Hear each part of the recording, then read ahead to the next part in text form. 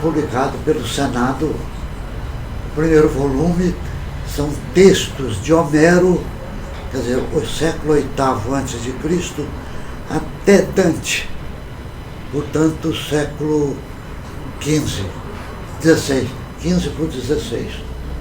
O que Dante escreveu sobre poesia, o que Homero, na Ilíada e na Odisseia, falou de poesia. Ele criou 3 poetas para falar da poesia. Demódoco, um poeta que está na Odisseia. Muito bem. Então, peguei esses textos, peguei os textos do século XVII, XVI, o século dos pré-socráticos, o que eles falaram sobre a poesia, eu fui juntando. Cheguei no Platão, eu li o Platão, tudo que interessava a poesia, e descobri uma coisa que eu vi que nenhum estudioso da poesia falava. Todo mundo falava.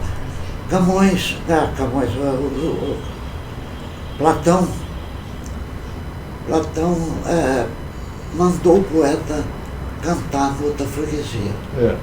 Afastou da cidade, né?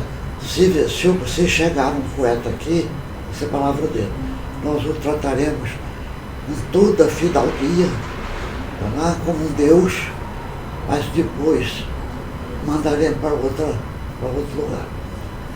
Mas se a gente ler a República, isso está na República. Se ler a República mais adiante desses artigos, vamos encontrar o Platão falando assim: se alguém se interessar, for contra mim e se interessar em provar o contrário, que o faça. Então, baseado nisso, eu fiz os 2 volumes de defesa da poesia. O primeiro vai até Dante. Dante falou muito sobre a poesia. Petrarca fala sobre a poesia. O outro, que de prosa da época o nome não está vindo aqui, mas é um contista conhecidíssimo, contemporâneo de Dante. O nome não está vindo aqui. Até aí eu vim. E o segundo volume, eu juntei tudo o que se escreveu de importância, no meu entender, do século XVI até o século XX. Então, textos alemães, Goethe está lá, poesia, textos alemães, textos ingleses, textos franceses, espanhóis. Peguei também a poesia do Oriente, fiz um apanhado geral com a poesia do Oriente, citando os poetas que defenderam a poesia. Então, a defesa da poesia são esses 2 volumes que eu publiquei há 2 anos atrás.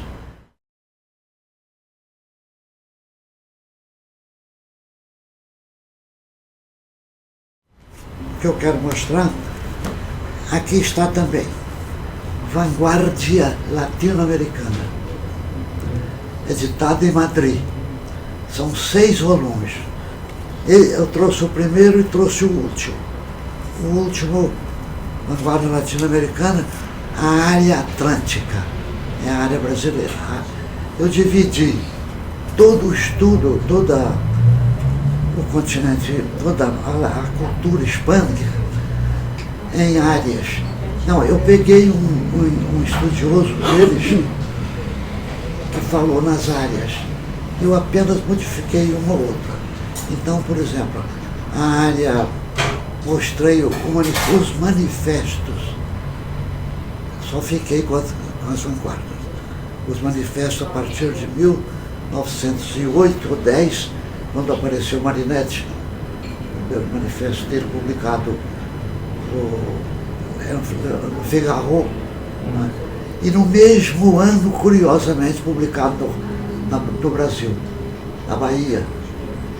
E publicado, não, na Bahia não, no Rio Grande do Norte. O Manifesto Futurista foi publicado em 1912 no Brasil, em 2 lugares. No Rio Grande do Norte, numa revista chamada eu creio que é a República, e em junho, ele foi publicado em fevereiro, em junho foi publicado na Bahia o manifesto.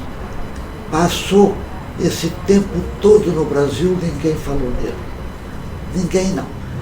Mas então eu juntei todos os brasileiros aí no caso. Mas esse caso aqui, depois que eu fiz este livro aí, eu fui convidado a ser professor em vários lugares, né?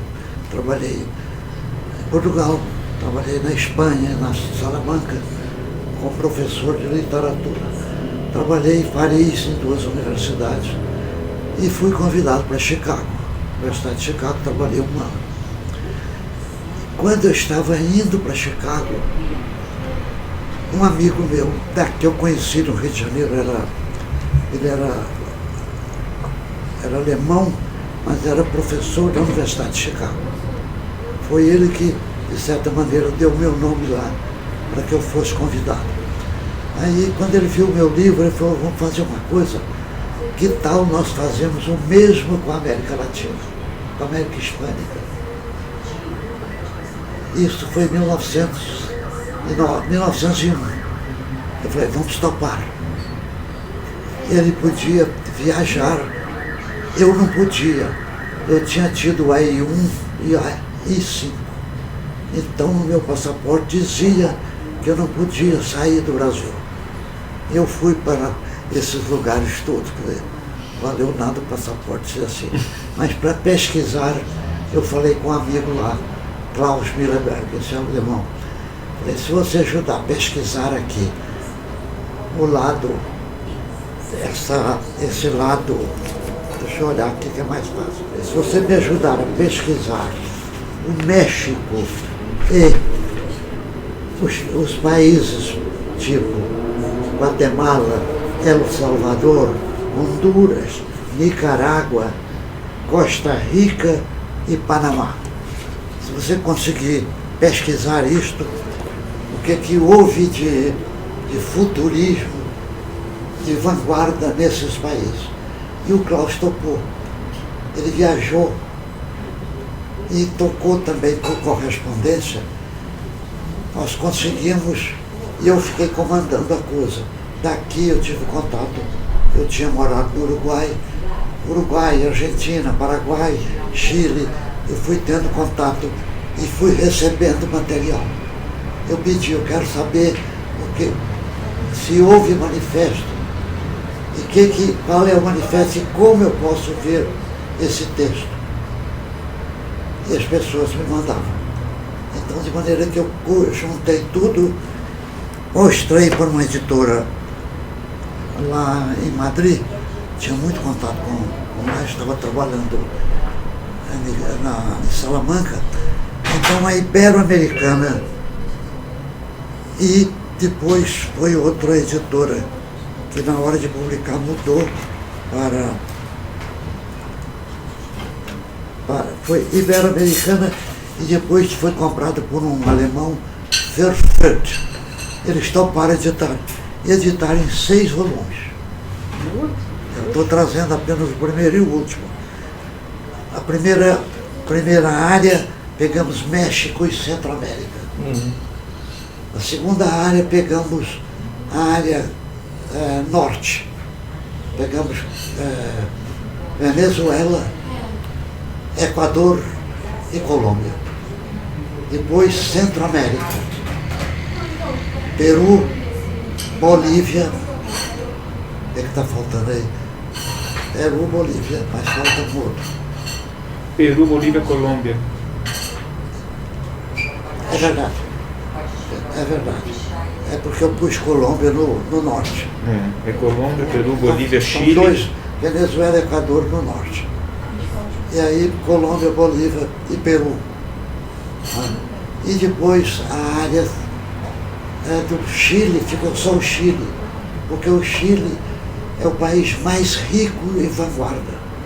A vanguarda europeia de Paris se enriqueceu muito por causa de um homem chamado Vicente Huidobro, lá do Chile.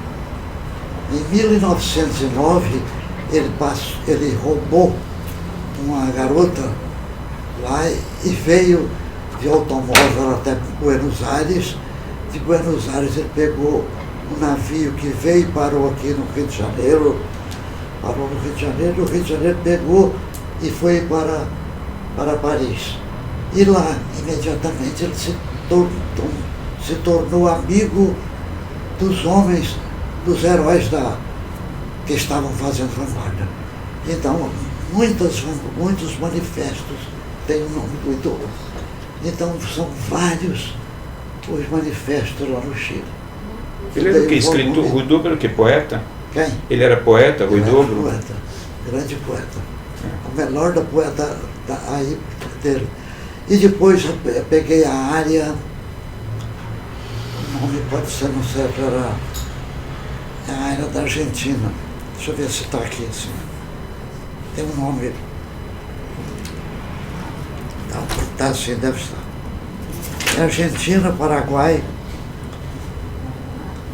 Não está assim. Não. Paraguai teve vanguarda? É Argentina, Uruguai e Paraguai. Os três. A Argentina é muito rica também no movimento de vanguarda. A presença do Borges já na época. Você insere Borges? O Borges está inserido nesse movimento de vanguarda? Ele criou um movimento chamado ultraísta, que foi repercutir lá na Espanha. A Espanha tem também um movimento ultraísta que foi a partir desse. E são vários movimentos aí na gente. Não, a vanguarda para a gente, para mim aqui, ela não é só manifesto contra, é a capacidade de se criar a partir do clássico. A partir do clássico, você fazer um clássico novo. Ele tentou fazer isso. Apesar de cego, ele escreveu, né? Chegou na profundidade. E para concluir, eu guardei um volume para o Brasil. Esse volume para o Brasil contém manifestos que não estão aqui. Aqueles que eu não pus na época, está comigo. Manifesto, por exemplo, aqui. Manifesto não. O que houve no Rio de Janeiro, no Brasil, antes dos futuristas. No Brasil, antes dos futuristas no Brasil. O futurista no Brasil chega a partir de 20 em São Paulo. Mas no Rio de Janeiro, Bandeira, em 1914, escreve um artigo, e o que eu fico curioso é que os estudiosos de história literária não pesquisaram isso. A Francotinho, todo mundo que escreveu história esquece dessa parte. Bandeira escreveu, portanto, em 1913, falando, na época o verso só era o verso metrificado. Bandeira diz, vai chegar o verso livre. O futurismo está trazendo, Bandeira fala, o futurismo está trazendo mais do que o verso livre. 1913. Ninguém ligou para isso. Era a época áurea dos parnasianos. O meu Olavo Bilac, eu digo o meu, porque ele me ajudou muito. Eu aprendi métrica muito bem com Olavo Bilac, né, lendo a obra dele. Eu tinha no meu propósito fazer uma edição crítica do Olavo Bilac. A primeira edição é de 1988. Não, 1888.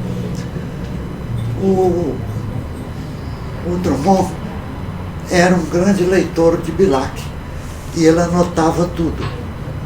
Como ele se tornou meu amigo, ele passou para mim esse material do Bilac. Olha. Para a gente fazer uma edição. Mas a vida passou e até agora não mexi. Você tem esse material ainda? Tem. Até agora não mexi com o Bilac. Bilac, para mim, os parnasianos todos, tanto que eu não vi nos historiadores brasileiros esse material. Então, Bandeira, 1913. Monteiro Lobato todo mundo conhece. Monteiro Lobato, em 1917, na exposição de Anita Mafaldi, ele vai dizer, era paranoia ou mistificação. Não é o nome do artigo dele, não. Mas o povo chamou de paranoia ou mistificação. 1917 é um ano importantíssimo, que é o ano do primeiro livro de Mário de Andrade, que ninguém lê. Há uma gota de sangue em cada poema. Há uma gota de sangue em cada poema. 1917, a época também do... Então, veja bem, o artigo Monteiro Lobato aí. Você transcreve aí o artigo? Isso é importante. Isso é importante. O Oswald de Andrade, em 1917, não, aqui é 21, 1921 já fala no futurismo. Depois, Sérgio Buarque de Holanda, Mário de Andrade, tudo esse pessoal já fala no futurismo, mas ainda discutindo a teoria deles. Só depois que houve aquilo da Semana de Arte Moderna, que eu gostaria de falar um pouquinho depois, eu vim não para falar o que eu estou falando, mas isso serve de introdução. Que neste livro eu transcrevo esses textos e depois transcrevo também, olha aqui, texto de Graça Aranha, texto de Emanuel Pica, texto de Mário de Andrade, Oswald de Andrade, Joaquim Nojosa, a revista Verde. Ele não foi bem crítico, não, ele foi vamos chamar de crítica, mas ele foi um antimanifesto da outra, digamos assim. Porque depois ele não escreveu mais. Ele vai ser um contista. E depois vai ter aulas que, se tiver tempo, eu falo sobre Monteiro Lobato. Monteiro Lobato ficou famoso para trabalhar com Saci para as crianças. Ele não indica a fonte de onde ele pegou isto. Ele, em 1922, ele publica o livro sobre o Saci. Em 1917, um contista de Goiás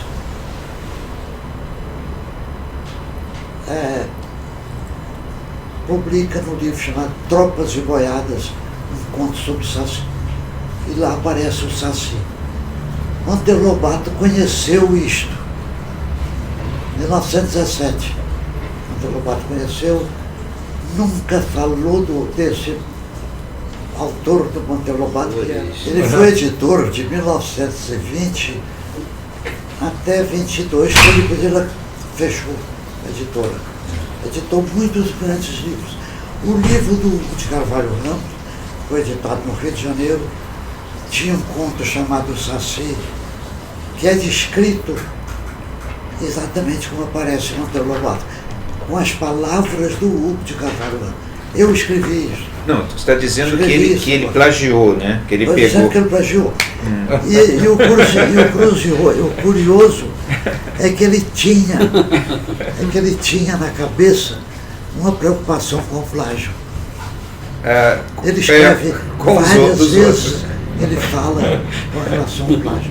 Há um artigo meu que foi publicado em 21, eu fiz a aula inaugural da Universidade Federal de Goiás.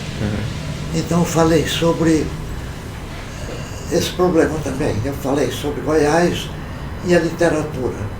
Mostrei o caso do Monteiro Lobato, que ele plagiou sem indicar uma vez só. Tendo sido editor, já editou o livro do Carvalho Ramos depois que o Carvalho Ramos morreu. Olha. Carvalho morreu, se suicidou em maio de 21.